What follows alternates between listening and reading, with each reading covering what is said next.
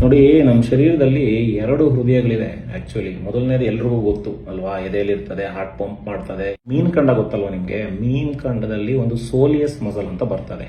ಅದನ್ನ ನಾವು second heart ಅಂತ ಕರಿತೀವಿ. ಯಾಕೆ? ಯಾಕೆಂದ್ರೆ ಗುರುತ್ವಾಕರ್ಷಣೆ, ಬ್ಲಡ್ ಎಲ್ಲ ಖಾಲಿ ಹೋಗ್ತದೆ, ಕಾಲಿಂದ ಮೇಲೆ ಬರ್ಬೇಕಲ್ಲ, ಅದಕ್ಕೆ ಇದು ಸೋಲಿಯಸ್ ಪಂಪ್ ಮಾಡ್ತದೆ. ಪಂಪ್ ಮಾಡಿದಾಗ ಡಿಆಕ್ಸಿಜನೇಟೆಡ್ ಬ್ಲಡ್, ಕೆಟ್ಟ ರಕ್ತ ಅಂತೀವಲ್ವಾ, ಅದು ಹೃದಯಕ್ಕೆ ಬಂದು ಹೃದಯದಿಂದ ಎಲ್ಲ ಕಡೆಗೆ ಏನೋ ಸಂಚಾರ ಆಗ್ತದೆ. ಅದಕ್ಕೋಸ್ಕರ ನಾವೇನು ಹೇಳ್ತೀವಿ, ರೆಗ್ಯುಲರ್ ಆಗಿ ವಾಕ್ ಮಾಡಿ. ಅದನ್ನ ಆಕ್ಟಿವ್ ಇಡ್ಲಿಕ್ಕೆ ವಾಕ್ ಮಾಡಬೇಕು, ರನ್ ಮಾಡಿದ್ರು ಅದನ್ನು ಅನುಕೂಲ ಆಗ್ತದೆ, ಬಸ್ಕಿ ಹೊಡೆದ್ರೆ ಆಗುತ್ತೆ.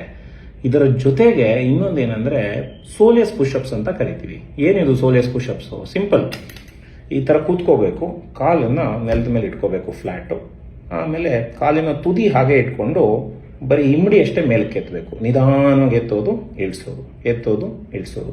ಇದನ್ನ ನಾವು ಅಭ್ಯಾಸ ಮಾಡಿಕೊಂಡ್ರೆ ಸೋಲಿಯಸ್ ಮಸಲ್ ಆಕ್ಟಿವ್ ಆಗ್ತದೆ. ಅದು ಆಕ್ಟಿವ್ ಆದರೆ ಅದರಿಂದ ನಮ್ಮ ಬಹಳಷ್ಟು ಕಾಯಿಲೆಗಳು ಕಂಟ್ರೋಲ್ ಆಗ್ತದೆ. BP ಇರಬಹುದು, ಶುಗರ್ ಇರಬಹುದು, ಹೃದಯ ಸಂಬಂಧಿ ಕಾಯಿಲೆಗಳು, ಕೊಲೆಸ್ಟ್ರಾಲ್ ಕಂಟ್ರೋಲ್ ಆಗ್ತದೆ, ಮತ್ತೆ ಮಾಂಸಖಂಡಗಳು ಗಟ್ಟಿ ಆಗ್ತದೆ. ಆಮೇಲೆ ನಮ್ಮ ಮೆಟಬಾಲಿಸಮು 40 to 50% ಇನ್ಕ್ರೀಸ್ ಆಗುತ್ತೆ ಅಂತ ಬಹಳಷ್ಟು ಸ್ಟಡೀಸ್ ಅಲ್ಲಿ ಹೇಳಿದೆ, ಎಸ್ಪೆಷಲಿ ಮೇಯೋ ಕ್ಲಿನಿಕ್ ಅಲ್ಲಿ. ಈ ತರದೆಲ್ಲ ಬರೀ ಕುಂತಲ್ಲೇ ಮಾಡ್ಬೋದ್ರಿ, ಕಷ್ಟ ಏನಿಲ್ಲ. ಇದು ಟಿವಿ ನೋಡ್ತಾ ಇರ್ತೀರಾ ಮಾಡಿ, ಯಾರ ಜೊತೆ ಮಾತಾಡ್ತಿರ್ತೀರಾ ಮಾಡಿ, ಊಟ ಮಾಡ್ಬೇಕಾದ್ರೆ ಮಾಡ್ಬೋದು. ನೋಡಿ, ನಾನು ಈಗ ಕೂತ್ಕೊಂಡು ಈಗಲೂ ಮಾಡ್ತಾ ಇದ್ದೀನಿ, ನಿಮ್ಗೆ ಗೊತ್ತೇ ಆಗ್ತಾ ಇಲ್ಲ. ಒಳ್ಳೆ ವಿಚಾರ ಹೇಳಿದೆ ಅಲ್ವಾ? ಫಾಲೋ ಮಾಡಿ.